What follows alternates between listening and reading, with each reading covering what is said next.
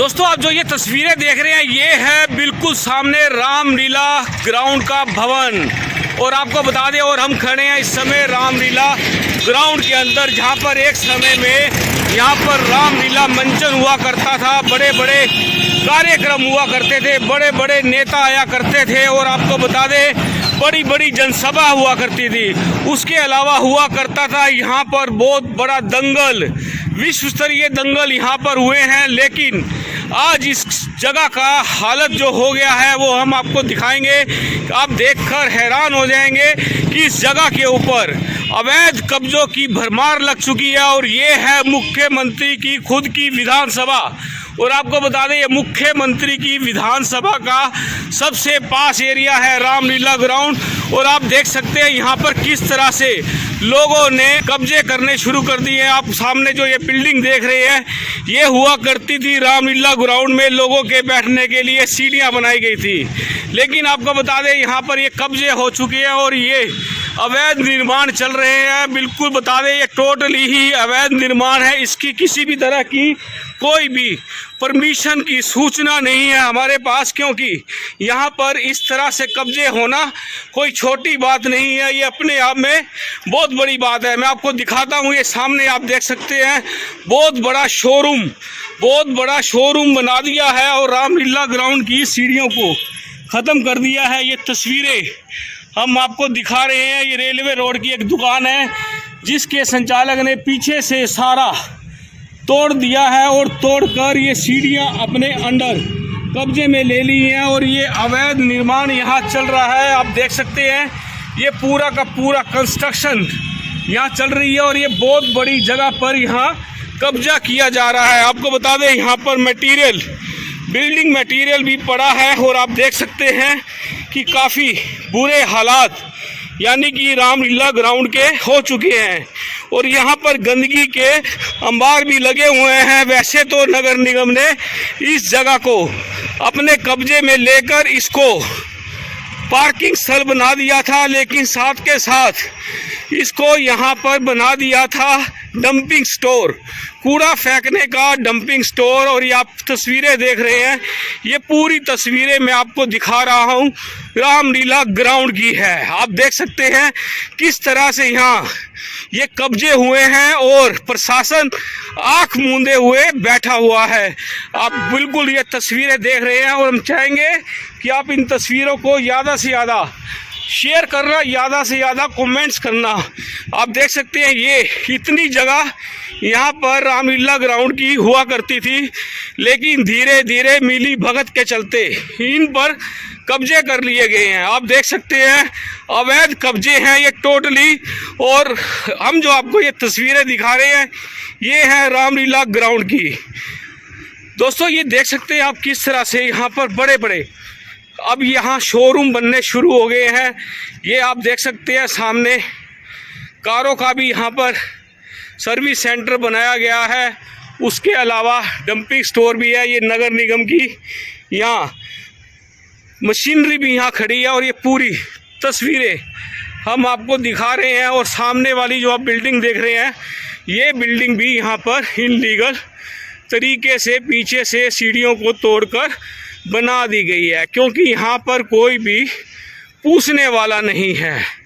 दोस्तों हम चाहेंगे इस खबर पर आप अपनी राय रखें और बताएं आप क्या कहना चाहेंगे। और ये आप देख सकते हैं ये बीच में ग्राउंड है जहाँ पर राष्ट्रीय स्तर पर, इंटरराष्ट्रीय स्तर पर कुश्तियाँ हुआ करती थी, लेकिन अब ये भूमि धीरे धीरे अवैध कब्जे में तब्दील हो चुकी है।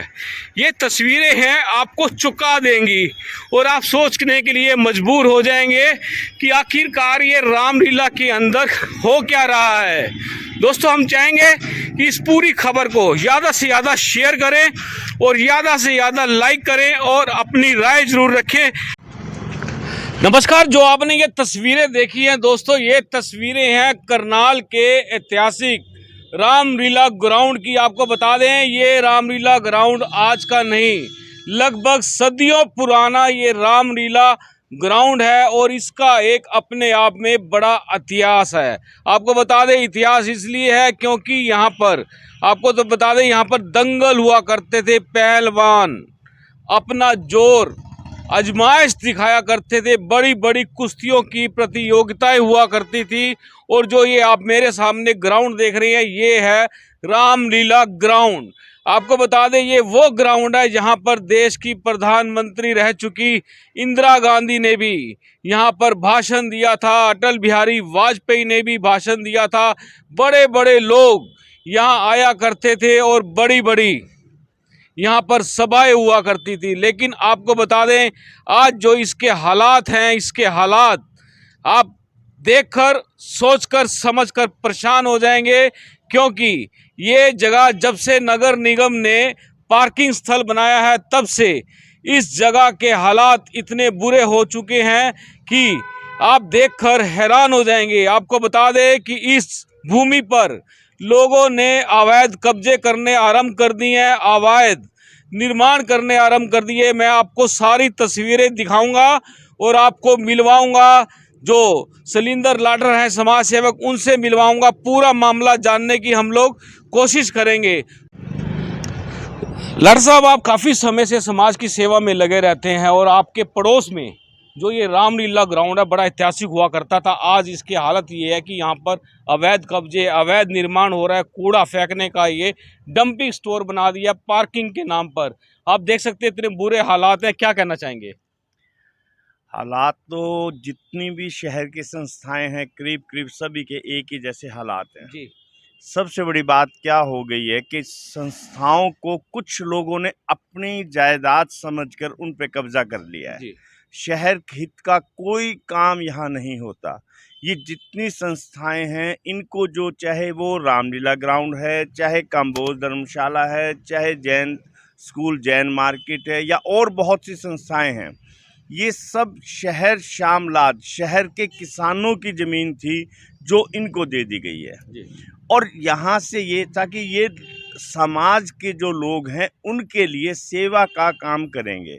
यहाँ से कोई सेवा का काम नहीं होता, किसी भी तरह की कोई सेवा नहीं है। कहीं चले जाएं आप, इन्होंने कब्जा किया है। ये भी एक अपने आप में कब्जाधारी संस्थाएं हैं जिन्होंने शहर की बेशकीमती जगहें पर अपना कब्जा काबिज कर लिया है। लाडर साहब, बात करें इस रामलीला के, आपने देखे ग्राउंड के हालात क्या है। यहाँ एक टाइम हुआ करता था, बड़े बड़े लीडर आते थे, जनसभाएं करते थे, कुश्ती दंगल हुआ करते थे, सांग हुआ करते थे, बड़े बड़े कार्यक्रम हुआ करते थे। आज ये जगह अवैध कब्जों का बहुत बड़ा अड्डा बन चुकी है। क्या कहना चाहोगे? मुझे 35 साल से इस जगह की पूरी होश है। 35 साल से मैं इस जगह को बड़ी अच्छी तरह से देख रहा हूँ। वैसे तो मुझे यहाँ पर 40 साल हो गए हैं, पर 35 साल से तो मुझे बिल्कुल एक एक चीज़, एक एक वाकया मुझे पता है। ये इतनी गजब का ग्राउंड था जिसका नाम रामलीला ग्राउंड हुआ करता था। रामलीला स्टेडियम इसका नाम रखा गया। यहाँ पर मैंने अपनी आंखों से हिंद केसरी सतपाल की कुश्ती मैंने खुद यहाँ इस ग्राउंड में देखी है। आज यहाँ पर सिवाय गंदगी के कुछ नहीं है। यहाँ गंदगी का नीरा ढेर हो गया है। कितने बड़े बड़े पॉलिटिशियन, इंदिरा गांधी जी और जो बड़े बड़े वाजपेयी जी जैसे नेता, यहाँ हरियाणा का कोई भी ऐसा चीफ मिनिस्टर नहीं है जिसने यहाँ पर आकर अपनी सभा ना की हो। और आज आप यहाँ पर खड़े हैं, कितनी गंदी बदबू है। ये आपके साइड में अगर आप नज़र दौड़ाएंगे तो कुत्ता मरा पड़ा है। कुत्ते की कितनी गंदी बदबू यहाँ पर है। उसके अलावा आप ये पूरा इधर आप ये देखें, पूरा आप इधर नज़र दौड़ाएं, आप देखें कितनी गंदगी। ये गंदगी कोई रामलीला सभा ने नहीं घेरी, ये गंदगी नगर निगम की है। नगर निगम कहाँ कहाँ से उठाते हैं और यहाँ आके घेर जाते हैं। यहाँ से कोई इस गंदगी को नहीं उठाता। ये हालात यहाँ पर हो गए हैं। यहाँ पर है या कहीं भी है, मैं फिर वही बात कहूँगा, ये सरकार को ध्यान देना चाहिए कि ये संस्थाएं, जिन संस्थाओं को ये कीमती जगह दी गई थी, ये क्यों दी गई थी, इसका क्या औचित्य है इस जगह को देने का, इसका समाज को क्या फ़ायदा है? कोई फ़ायदा नहीं है। बिल्डिंगें बन रही हैं, अगर नगर निगम इन बिल्डिंगों पे आकर देखे तो इनके किसी के नक्शे पास नहीं है। ये सब इलीगल कंस्ट्रक्शन है। कोई इनका टैक्स नहीं है, कोई जीएसटी ये नहीं देते, कोई इनकम टैक्स यही नहीं देते। सब अपनी जेबें भर रहे हैं और आनंद कर रहे हैं। डॉक्टर साहब, अंधा राज हो गया। कुल मिलाकर अगर हम बात करें तो बिल्कुल अंधा राज हुआ पड़ा है यहाँ पर। बिल्कुल कोई भी लगाम नहीं है, जिसका दिल जो करता है उतनी ज़मीन पर कब्जा कर लेता है। आप देख रहे हैं, अभी मैं आपको ये पूरी रिपोर्ट भी दिखाऊंगा कि किस तरह से ये बड़े बड़े शेड लगाकर अंदर एक्रोचमेंट दुकानें तोड़कर बड़ी करी जा रही है। इसका कोई वल्ली वारस नहीं है, कोई पूछने वाला नहीं है। कोई वाली वारिस नहीं है। रामलीला ग्राउंड ने तो अपने, रामलीला सभा ने तो अपने हाथ खड़े कर दिए हैं, क्योंकि अब ये जगह रामलीला सभा की नहीं है, ये मैं आपको बता दूं। अब ये जगह जहां हम खड़े हैं ये नगर निगम की जगह है। हो सकता है इन्होंने नगर निगम से परमिशन ली हो जो बना रहे हैं। अगर परमिशन भी नहीं ली है, जो ये स्टेयर्स बनी थी ये उस टाइम इसलिए बनी थी कि यहाँ पर दंगल होता था। अब कुछ है ही नहीं यहाँ पे, तो इस स्टेज का भी कोई फायदा नहीं रहा। तो मंगल हो रहा है यहाँ पर, पूरा होना ही चाहिए मंगल। स्टेज पर ही कब्जा हो गया, बिल्कुल।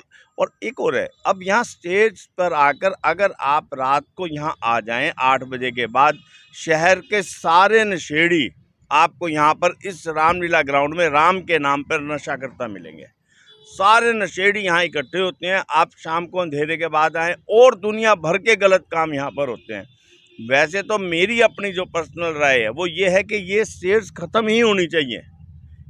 इस स्टेयर्स से चढ़ के छतों पे जाते हैं लोग और वो पता नहीं क्या क्या काम करते हैं। चलिए, ये स्टेयर खत्म होनी चाहिए, लेकिन ये कब्जे तो नहीं होने चाहिए। जिस तरह से ये कब्जे हो रहे हैं, स्टेयर की जगह कोई 15-15 फुट की जगह को इन्होंने कवर कर लिया और नगर निगम आंख मूंदे बैठा हुआ है। अब ये तो नगर निगम देखेगा। हो सकता है नगर निगम ने जो जगह ये दी है, जहाँ ये कब्जा चल रहा है, जहाँ ये कंस्ट्रक्शन चल रही है, शायद उनसे कोई पेमेंट ली हो। अगर नहीं लिए है तो ये नगर निगम की बेवकूफ़ी है कि आप ऐसी जगह पे कब्जा करवाए जा रहे हैं अपनी पे। अगर ऐसे कब्जा करवाना है तो भाई फिर जनता को, हमारे जैसों को भी बताओ। हम यहाँ पर आकर कहाँ अपना एक शोरूम बना लें, बहुत बड़ी खुली जगह पड़ी, हम भी बना लेते हैं। ये तो नगर निगम ने देखना है, पर ये बड़ा गलत हो रहा है। पूरे शहर में ही इस तरह का काम चल रहा है और नगर निगम, मुझे तो लगता है जो नगर निगम के अधिकारी हैं या जो हमारे एमसी या मेयर हैं, ये सब मिल के इस काम को करवा रहे हैं। सबकी मिली भगत है। पूरे शहर में इसी तरह से काम हो रहा है। किसी भी सड़क पे आप, यहाँ से छोड़िए, आप घंटाघर चौक से कर्ण गेट तक चले जाएं, हर दुकान के आगे फड़ी वाला बैठा है। और गजब की बात यह है कि वो दुकानदार फड़ी वाले से कम 20,000 रुपये महीना ले रहा है। कम से कम 20-20 हज़ार रुपये महीना एक फड़ी वाले से दे रहा है। वो गरीब आदमी की मजबूरी है, वो पता नहीं कैसे दे रहा है। सरकार की जगह, जनता की जगह, जनता के लिए, और उस पर उन दुकानदारों ने कब्जा करके वहाँ पर वो फड़ियाँ किराए पे दी हुई हैं। ये तो मैं एक जगह की बात कर रहा हूँ, पूरे शहर में ही इसी तरह का सारा काम चला हुआ है। और कुछ नहीं सुखीजा साहब, आपका काम भी बोलना है फिजूल और मेरा काम भी फिजूल बोलना है। सुनना किसी ने नहीं है, वो अपनी मर्जी से ही करेंगे। हम तो सिर्फ बोल सकते हैं, कह सकते हैं, और सुनने के बाद भी 50 आदमी शायद आपको और मुझे पागल भी बताएंगे। बिल्कुल दोस्तों, हमें पागल बताना है तो पागल बोल देना, लेकिन करनाल की जगह पर कब्जा नहीं होने देंगे।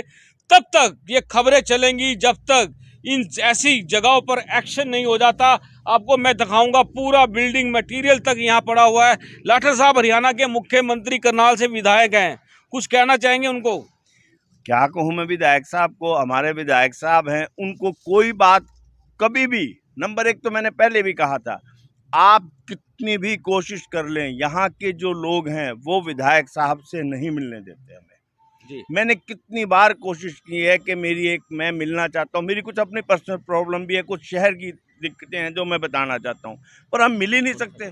जब हम मिल नहीं सकते तो उनको बताएं क्या करें, क्या ना करें। अच्छा, दूसरी बात क्या है कि जो कोई लोग मिलते भी हैं उनको बताते हैं तो उनको तो एक ही वो है बेचारों का कि भाई मेरे संज्ञान में नहीं है। अगर आप चीफ मिनिस्टर होते हुए आपके संज्ञान में बात नहीं है तो आप क्या कर रहे हैं? आप उसी वक्त डीसी या और जो भी पदाधिकारी हैं उनसे पूछते क्यों नहीं कि भी ऐसा मेरी संज्ञान में पहले क्यों नहीं आया, आज इन्होंने क्यों बताया है मुझे? उनकी ड्यूटी है, डिप्टी कमिश्नर की ड्यूटी है, एसडीएम की ड्यूटी है, और जो कमिश्नर है उनकी ड्यूटी है, हमारी मेयर हैं उनकी ड्यूटी है, या और जो भी उनके लोग हैं उनकी ड्यूटी है उन तक बात पहुँचाए। इसका मतलब पब्लिक जब बताती है, सीएम साहब कहते हैं मेरे संज्ञान में नहीं था। अगर आपके संज्ञान में नहीं है तो ये लोग क्या कर रहे हैं यहाँ पे? क्यों बैठे हैं ये लोग यहाँ पे? कमाल की बात है। और लाठर साहब, इस पूरे मामले की लिखित में कोई शिकायत हो सकती है, आप करना चाहोगे? मैं तो देखो, करने में मुझे कोई वो नहीं है। लिखित की तो ये हालात है कि मैंने 2 आरटीआई म्यूनसिपलिटी में लगाई हुई हैं 3 साल से, किसी आरटीआई का कोई जवाब नहीं है, मैं आपके माध्यम से कह रहा हूँ। और बिल्कुल साफ कह रहा हूँ, सबकी मिली भगत है म्यूनसिपैलिटी के अंदर, नगर निगम के अंदर। 3 साल हो गए हैं, मैंने अपने राजेश शर्मा जी के थ्रू 3 साल पहले 2 RTI लगाई हैं, उनका कोई जवाब ही नहीं आता, कुछ भी नहीं आता। मैं चक्कर काट काट के अब मैं अपने घर बैठ गया हूँ। तो कोई फर्स्ट अपील वगैरह कुछ लगाई आपने कुछ उसमें? जब यहाँ से ही कुछ नहीं हो रहा, मैं कहाँ जाऊँ ऊपर, क्या करूँ बताओ? मैं अपनी जेब से कितने पैसे खर्च सकता हूँ? कौन सी कहावत सिद्ध होती है, अंधेर नगरी चौपट राजा। पर मैं फिर भी एक बात कहूँगा, चौपट राजा मैंने बोल दिया है, हमारे चीफ मिनिस्टर इतने चौपट नहीं है। अगर उनके दिमाग में आ गई और उन्होंने सोच लिया तो सबको सीधा कर देंगे।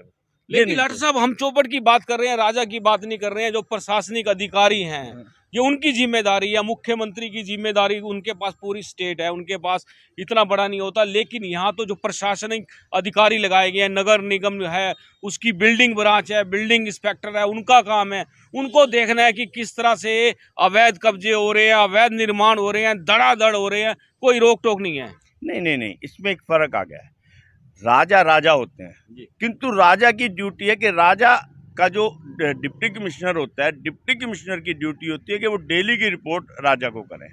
अगर डिप्टी कमिश्नर राजा को रिपोर्ट नहीं कर रहे हैं तो मैं तो इसमें दोनों की गलती बराबर मानता हूँ, राजा की भी और डिप्टी कमिश्नर की भी। राजा क्यों नहीं उनको कहते भाई मुझे रिपोर्ट नहीं, अगर वो रिपोर्ट नहीं दे रहे बदल दो। हमारे पास कोई डिप्टी कमिश्नर्स की कमी, IAS की कमी थोड़ी है हरियाणा में। इनसे अच्छे IAS हैं और बहुत से IAS हैं, उनको लगाओ यहाँ पे और कम से कम ये तो आपकी कॉन्स्टिट्यूंसी है CM साहब, यहाँ तो आपके ऐसा प्रशासन के अधिकारी, चाहे वो IAS हैं, IPS हैं, HCS हैं, ऐसे होने चाहिए कि जो पल पल की खबर आपको दें। अगर आप यही कंट्रोल नहीं कर सकते, बाकी हरियाणा का क्या करेंगे आप? वहाँ तो इसका मतलब कुछ भी नहीं हो रहा होगा, यहाँ ये हालात हैं जब। बिल्कुल डॉक्टर साहब, कुछ जनता को, करनाल की जनता को कुछ कहना चाहेंगे? भाई मैं कुछ नहीं कह सकता करनाल की जनता को। करनाल की जनता बहुत समझदार जनता है, मेरे से कहीं ज़्यादा समझदार लोग हैं। मैं तो इतना समझदार नहीं हूँ। बस मैं एक ही बात कहूँगा कि आंखें खोल लो, आंखें बंद करके कुछ नहीं होगा। ये प्रशासनिक अधिकारी आपका इस्तेमाल कर रहे हैं, आपके पैसे से सैलरी लेते हैं, रिश्वत लेते हैं, जो गलत से गलत काम है वो कर रहे हैं। आप इस आंखें खोल के दम लगा के इनका विरोध करें, तभी सबका भला होगा और सबके भले में ही हमारा भला होगा। बिल्कुल डॉक्टर साहब, आपने हमसे बात की, बहुत बहुत धन्यवाद। धन्यवाद जी भाई साहब, धन्यवाद। दोस्तों, आपको बता दें किस तरह से यहाँ पर कब्जे हो रहे हैं। दोस्तों, हम चाहेंगे कि इस खबर को ज़्यादा से ज़्यादा शेयर कर देना, ज़्यादा से ज़्यादा लाइक कर देना और कमेंट्स कर देना। और हम इस खबर के माध्यम से हरियाणा सरकार से मांग करते हैं कि तुरंत प्रभाव से रामलीला ग्राउंड को सुरक्षित कर दिया जाए। यहाँ पर जो अवैध कब्जे हो रहे हैं उनको तुरंत गिरवाया जाए और जिन लोगों ने ये हरकत की है उनके खिलाफ कानूनी कार्रवाई की जाए। दोस्तों, आपको बता दें, ये रामलीला ग्राउंड बड़ा ही ऐतिहासिक ग्राउंड है। दोस्तों, करनाल के रामलीला ग्राउंड में चल रहे धड़ाधड़ अवैध निर्माण और अवैध कब्जों को लेकर आज हमने नगर निगम कार्यालय में, आपको बता दें, नगर निगम के बिल्डिंग इंस्पेक्टर से बात करने का प्रयास किया तो उनका कहना था कि अवैध कब्जों को रोकना और अवैध निर्माण को रोकना उनके बस की बात नहीं है, क्योंकि इस मामले को नगर निगम का लैंड विभाग देख रहा है। और दोस्तों, जब हमने इस विभाग के सेक्रेटरी से बात की तो सेक्रेटरी ने पूरी तरह से पल्ला झाड़ दिया और उनका कहना था ये मामला नायब तहसीलदार देख रहे हैं। और दोस्तों, हमने उसके बाद बात की नायब तहसीलदार से, तो आपको बता दें, नायब तहसीलदार का भी सीधा सीधा कहना था कि आप इस मामले में सेक्रेटरी से बात कर सकते हैं। दोस्तों, ये है नगर निगम के कर्मचारियों और अधिकारियों का हाल।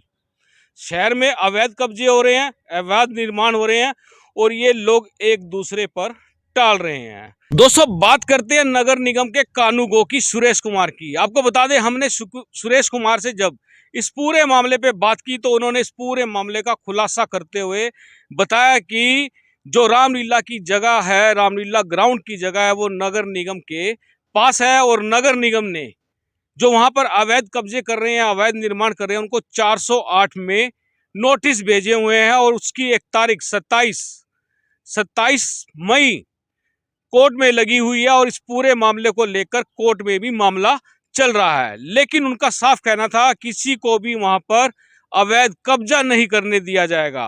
उन्होंने कहा कि जिसने भी इस तरह की हरकत की है, अवैध कब्जा करने का प्रयास किया है, उसके खिलाफ मुकदमे दर्ज कराए जाएंगे। उन्होंने भरोसा दिलाया है कि सोमवार को पूरे मामले की जांच की जाएगी, मौके का निरीक्षण किया जाएगा और जो लोग इस तरह के अवैध निर्माण करते हुए और अवैध कब्जा करते हुए पाए गए तो उनके खिलाफ मुकदमा दर्ज कराया जाएगा। दोस्तों, अब देखने की बात है कि नगर निगम के अधिकारी कर्मचारी लीपापोती के साथ साथ किस तरह से इस मामले में कार्रवाई करते रहे हैं। आप बने रहे मेरे साथ और आप देख रहे हैं अब तक टाइम्स। मैं हूं विकास सुखीजा। नमस्कार, जय हिंद, जय भारत।